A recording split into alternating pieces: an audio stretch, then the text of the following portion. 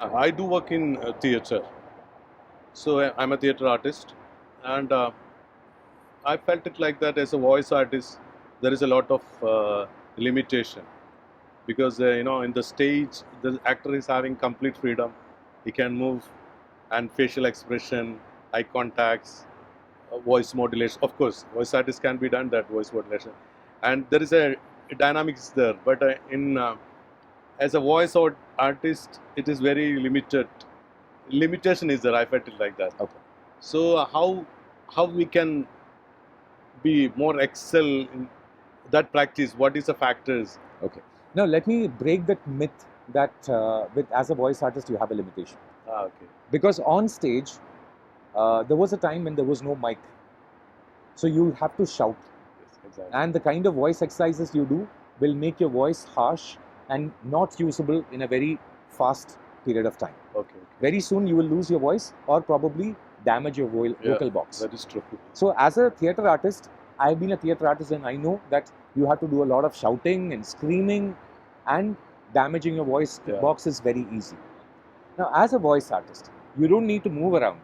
You're inside a AC studio. You're in front of the mic. You want to cry, you want to shout, you want to emulate a feeling that you are standing at a distance, you're coming close. All these things can be done comfortably without damaging your vocal box. And at the same time, your voice is giving life to somebody else. Whereas in theatre, you cannot dub. A voice artist can dub for other characters also. You can do it for yourself also. So the freedom what you're getting as a voice artist is much more when compared to being a theatre artist. I'm not blaming theatre as an art. I really respect it. I was a theatre artist. So there you have limitation that your life of your voice is limited. Here we have people like Amin Sayani, who voiced as voice artist or radio artist for 60 years.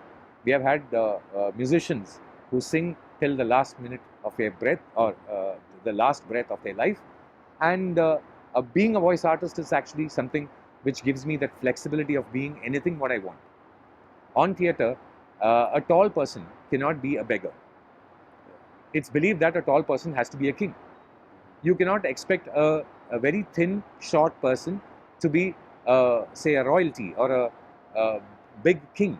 He cannot play the character because the body language and the size of the body also does matter inside theatre.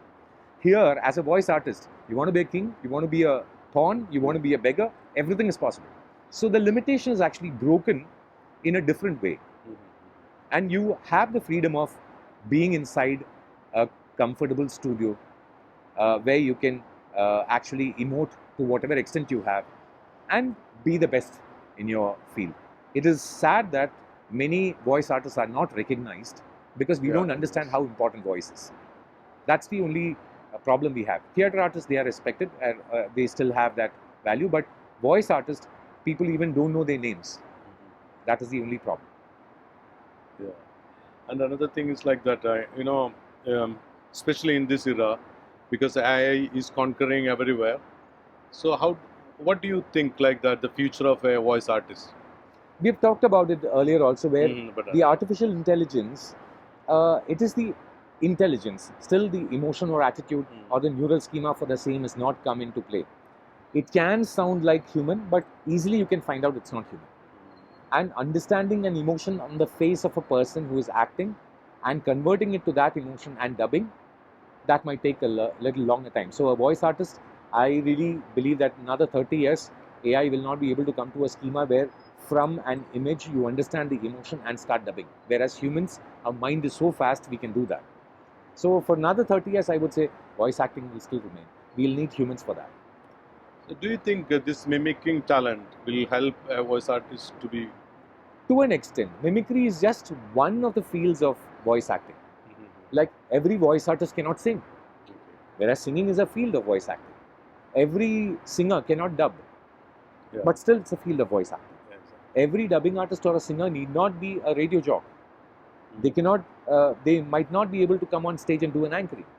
They might not be able to do storytelling, or they might not be able to do a public speaking.